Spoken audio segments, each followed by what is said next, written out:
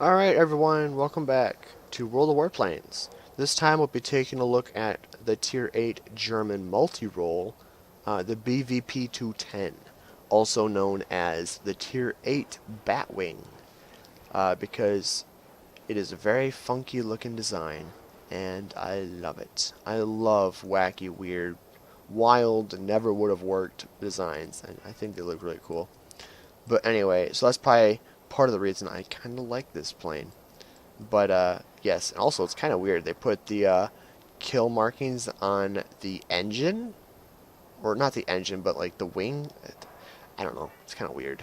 Normally, I would have expected it to be like right here or something, but or like right there on the plane. But no, it's right there. Oh well, whatever. But anyway, let's check out the supposed history of this plane. I say supposed because I don't think it actually existed. So here we go. Designed as part of the project for a mass-produced and low-cost jet-powered quote-unquote people's fighter. The concept and appearance of the aircraft was defined in September 1944, but the prototype was never built, most likely because the amount of time that it takes from concept to production of a plane is quite lengthy. So if you started in 1944, especially near the end of 1944, yeah, you're just not gonna be able to get it. I think if the uh, battle had lasted longer, i.e., World War II had lasted longer, then maybe we could have seen at least a prototype of this plane, according to Wargaming, but that's all just theoretical stuff, right? So this plane really just only appeared in concept and blueprints, from what I can understand. But nonetheless, I'm glad we have it in game because it looks awesome. I love unique designs. And let's check out what Wargaming has to say about this plane. So, the autocannon armament effective at medium range. Well, it's definitely not long range. I'll give it that. But I personally say that the effective range of this plane or these guns is closer. It shows the optimum distance to shoot at is 2,600 feet. I don't agree with that at all. Sure, you can do damage at that distance, and you do have pretty good range, but you can't fire that far away. 2,000 feet, maybe. 1,500 feet, absolutely. I think this plane shines when you're shooting at anywhere from 1,000 to 2,000 feet. 1,500 feet is pretty ideal, but you only have two guns. You only have two little itsy bitsy teeny tiny guns. They are 20s, but they are little teeny tiny. Little tiny nose mounted guns. That's it. Um, but, you know, trying to hit targets at that distance with only two guns is rather difficult, in my opinion. So getting a little bit closer is ideal. Next, we have low survivability. Sure, I don't know. I never really checked that much. 300 hit points, I'll let you be the judge. High airspeed, good boost. You are a jet, so I guess you could assume to have pretty decent boost. I guess you do have pretty decent airspeed. Again, I'll let you take a look for yourself. 484 miles per hour, top speed at best altitude. I'll let you be the judge. I think it's reasonable. It's definitely not a slouch. It does get from place to place very easily, but I'll let you be the judge on whether or not that's fast or not. Good maneuverability in rolls and turns. That is incredibly true. As you can see, the rate of roll is 180 degrees per second. That means to go 360 degrees with a flip, it takes you 2 seconds. And that is very exceptional, especially at these high tiers. But that kind of roll rate, that insane roll rate, it keeps very much in line with all the previous planes in the line. This FW190 line is known to have exceptional roll rate. So, good roll rate is very true. Good effective in mid-altitude combat. Yeah, you definitely don't want to fly this too low, but too high, it really does anywhere good from low altitude to mid-altitude. Uh, it's just when you're trying to deal with bombers or very high-flying planes that this does become a little bit problematic. But even then, you can kind of get up there if you have to. But yeah, I'd agree. It does excel in that mid-range, which is where most battles will be fought, right? But yeah, I'll leave it at that. It's pretty good at mid-altitude. It can carry salvo-launched rockets. Oh, it is. Huh. How much rockets? How about 24 rockets? 24. Yes, 24. And they are designed to take out aircraft. Yay! I love air-to-air rockets, and this plane excels at murdering stuff with rockets. Oh, it is beautiful. It is a golden gem. Very good rockets, especially at Tier 8. They're the exact same rockets that you will find on the ME-262, the HG-2, and the upgrade to this plane, the BVP-212. You will also find the exact same rockets. And also, I do think, let's check real quick. Yeah, you have the exact same rockets on the Tier 10, but you do have twice as many of these rockets at the Tier 10. So, they're the same rockets in all regards. You just have twice as many of them. So, yeah, they go on a lot of planes. Oh, no, I take that back. The Tier 10 one does have better rockets. I did not realize that. Even though they are titled exactly the same, they are better on the Tier 10 plane. Which is good because I think by Tier 10 you need a little bit stronger rockets. So, that is awesome. Yep, same. Alright, back to this plane. So, the rockets are exceptional. If you find a plane coming head-on with you, and you have the Rocketeer skill on your pilot, they're dead. It doesn't matter what plane they are flying. They are dead. Okay, I take that back. If they're on a bomber or an attack aircraft going head-on with you, they can probably tank your rockets, just because they have a crap ton of hit points. But even still, there's a very good chance that you will kill them. So, especially if they're not at full health. But with that, I think that's about the specs of this plane. I would definitely, if you're going to go down this line, there's a good chance you'll already have this engine researched, because it does go on quite a few German planes. But if you don't, I wouldn't focus on getting this engine first. Instead, I would try getting these rockets first, because they are what make this plane exceptional, and then go for the guns, which are also very nice. The Tier 9, you get one more of these guns, but one thing I want to mention about this, these guns do a crap ton of damage if you hit. They have a crap ton of damage that you can do, but they are very, very bursty. And what I mean by that is you hold down the trigger and they will overheat very, very quickly. But then you just lay off the trigger for like 2 seconds and they will all be unoverheated. And you just hold down the trigger for a few more seconds, release it, let it cool down, which they cool down exceptionally fast. And you just kind of rinse and repeat. It just kind of prevents you from spamming crazy amount of DPS. So, the guns are very good. But that's why I also kind of advise you to kind of get in close. It's very much of an assassin plane if you think about it, because you can kind of get right up behind a plane, hold down the trigger, and they will be destroyed before your guns even overheat, because you just have that crazy of DPS. It is exceptional. I will say this. Although its roll rate is very, very good, I do not believe its maneuverability on the whole is very good. It doesn't turn very well. It is very slow turning. But the roll rate is very good. And that's why, You're never going to outspin a Yak 15. You're never going to outspin a Spitfire, or I think you can outspin a J7W1 if you get lucky.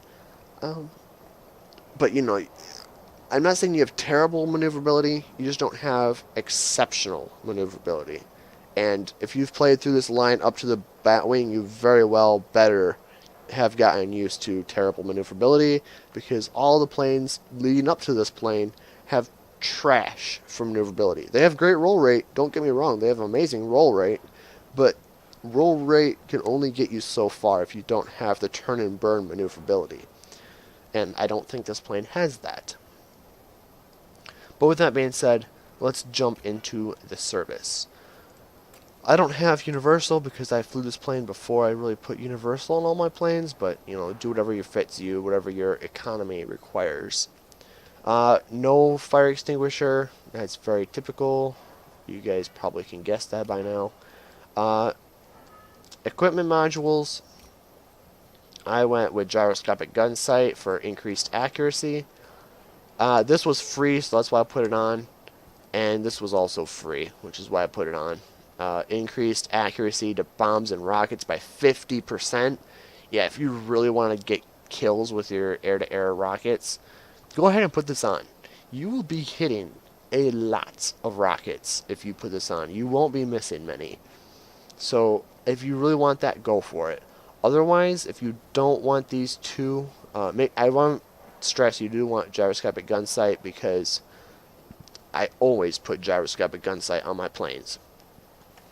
But if these two equipment modules don't fit you very well, I would suggest putting on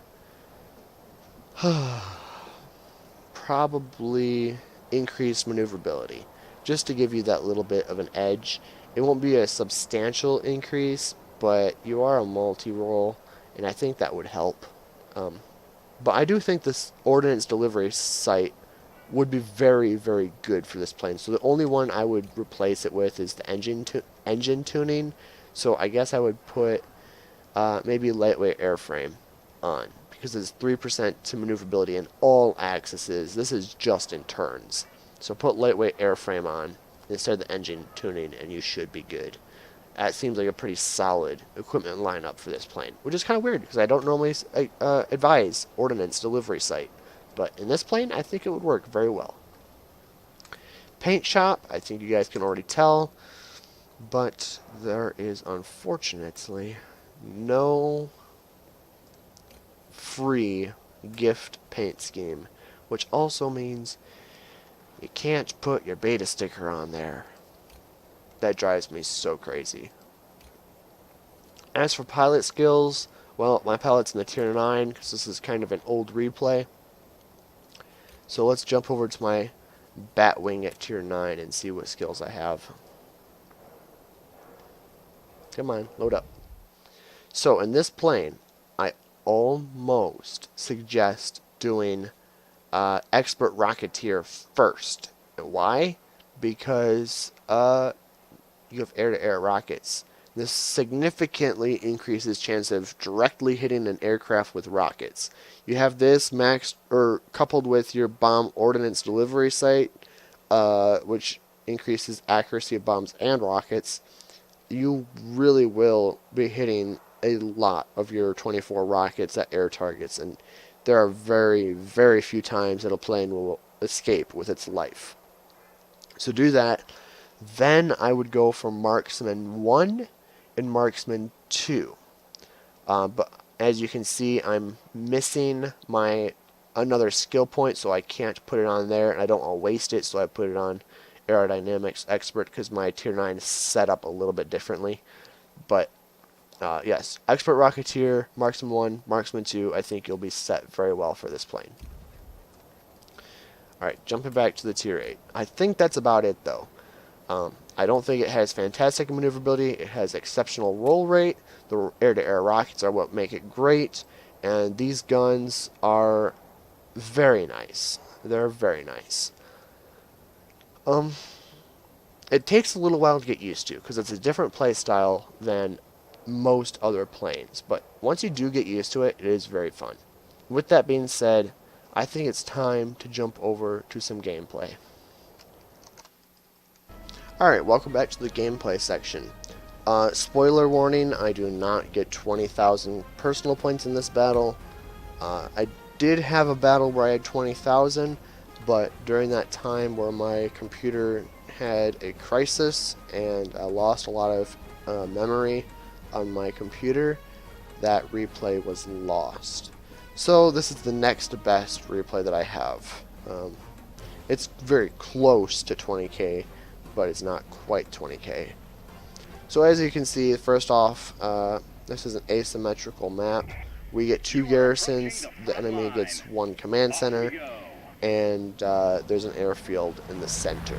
So I'm going to quick take a garrison on my way to the airfield, just to kind of give me a little bit more bots to work with.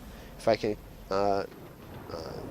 clear them up, then we'll be able to have more support going into the airfield. So I want to take out the heavy fighters first, because heavy fighters you should always go for first. Also notice how quickly the guns overheat. It is very quickly, but they also cool down just as fast as they overheat, if not faster. So, you know, you spray, you let them cool down 100%, and then you open up again, and it worked out pretty well. Alright, we took the garrison. I don't know if I actually got a kill there, so I'm not positive if I even got credit for that sector. But regardless, not even going to worry about the other sector. It seems like our team's doing very well over there. I'm just going to head over to the center now. Yep, there we go. Just like I thought, they took the garrison. So now I'm trying to find targets. This plane has an enemy on its tail, so I want to shoot him down before our guys do it. I fired my rockets way too early there. But one thing I want to mention with your rockets, you have such a fast reload that it's not, if you really want to like plan out your rocket hits, you don't have to fire them all at once, but the reload is so fast. It's like a minute or just under a minute to reload them, and that's very quick for the power of these rockets. You don't normally get that many opportunities to destroy planes head on, so you don't really need those rockets within a minute anyway. So just launch out all 24. You'll increase your chances of hitting, and you know, you'll kill your target a lot more times out of, you know, guessing and hoping to get the amount that you need. So anyway, we launched all of our rockets off. We took down a couple more planes. I'm going to flip around. Hopefully I get at least a rocket kill in this battle. I haven't watched it in so long, so I don't know. But hopefully we get at least a rocket kill so I can show you the potential of these rockets. But, you know, they do go on a lot of German planes. A lot meaning the batwing line and the 262 line. But so you should be pretty familiar with them if you've gone down German planes before. But they're very good. We shut him down, and notice the power of the guns. They are really exceptional, but you do want to kind of get close before you start opening up fire. So here's a Hornet. I'm going to see if I can hit him. And yeah, you can do pretty good damage at longer range, but it's just easier to get more accurate hits the closer you are. So although they recommend, or they say that it has good medium range guns, it's just you'll be hitting more of your shots if you get closer to your target. But yeah, you can definitely hit at longer range. Absolutely, these guns are very nice for that. They're not restricted in that regard. So I want to stay with the furball. I don't really want to shoot down attack aircraft and bombers, because these guns don't really deal with bombers and attack aircraft very well. Because of their bursty nature, they don't deal with attack aircraft and bombers the same way the previous planes in the line do. So, you know, just keep that in mind. I'd always recommend shooting at air targets in this plane rather than attack aircraft. I left him on 3 hit points. Yeah, thanks a lot. You're not stealing my kill, Mr. Bot. That's my kill. I worked for it. So here's a Hornet. Let's see what we can do against the Hornet. We got P210 as well, so that's also intriguing. There's a Hornet going away from us, which is fine. He'll still die regardless. So flipping around on him, right up on his tail. I'm a little bit too close now, but that's why I kind of pull away a little bit and pull back into him. He's turning that direction. Why, thank you, fine sir. You made that very easy for me. A7M is going that direction, so let's take him out as well. Yep, bingo, he's gone. Now I try to do a couple more flippy maneuvers. BF-109Z, he will die very quickly. Or Z, as you Europeans would call it. I still find that funny, Z. It's 0, not Z. Or Z. It's Z rather than Z. I don't even know, whatever. I'm making a fool of myself. A7M, let's shut him down. Waiting for my guns to not overheat. You really do have to embrace the bursty nature. You will struggle in this plane if you do not embrace the bursty nature. Do not let your guns stay overheated. It ruins this plane. You really do need to make sure that you let your guns cool off. He's dead. Awesome job. My wing is destroyed, so quickly repair it. Flip around. See if we can take down this P210. He dies. Awesome, awesome, awesome. Squall line in 40 seconds.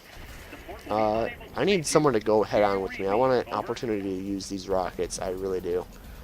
Sure, you can hit stuff without going head on, but it is way easier. Notice how I just got repairs? So that was strategic. That was expertly played, if I do say so myself. Even in the face of many enemies, I still went down, repaired myself, and got right back in the comment. That was textbook work right there. I liked that. That was good. Yes, he's going head on with me, but I fired my rockets way too early, so I didn't actually kill him. Yes, when I was first getting used to these rockets, I thought firing at them from a long distance was better. That is not true at all. You will hit more of your rockets if you're much, much closer. So, that is why I don't have 2 rocket kills now. You have to make sure that you get close to your enemy before you unleash your salvo of death upon them. Almost 19,000, so, I mean, by no means is this a bad battle, right? But, there's a Marseille medal, which is really cool. By no means is it a bad battle, but it's just not quite to the same standards as my previous battles. But regardless, it's still a very good battle, I would say. I'm never, ever going to be disappointed with almost 19,000 personal points. As you can tell, there were still mastery points in that battle. Those things are gone now, so it is a little bit old, but regardless, it is still a good, relevant battle for that plane. And now we're heading back to the hangar. And hangar load times, because whew, we love those hangar load times. 140,000 credits on a standard account, almost 7,000 experience on a standard account. I will take it. And that is about it for this plane. The only thing I was noticing in that battle, unfortunately we did not get a Rocketeer, but that's because I was waiting. I was not waiting long enough to shoot my rockets. So you want to make sure you're much closer, you know, just before they ram you. I mean, not quite that far. You want to fire at about 1,000 feet or a little bit less, but you know, you want to wait till they get quite close, and you will kill them every single time. If they're committed to ramming you, they die. And I know how much people hate rammers. This plane is a perfect counter to rammers. Don't ever, ever, ever go head on with this plane. If they decide to shoot their rockets, you are dead. But with that being said, and on that bombshell, thank you so much for watching. I hope you enjoyed this battle. I hope you enjoyed this review. And I would love to hear your thoughts on this plane, on this line. Do you have any tips and tricks for me? Do you have any tips and tricks for others that want to play this plane? Did I forget something? Please leave a comment down below. I'd love reading those comments. I really do. It always makes my day. With that being said, have a great day, everyone, and I will catch you next time.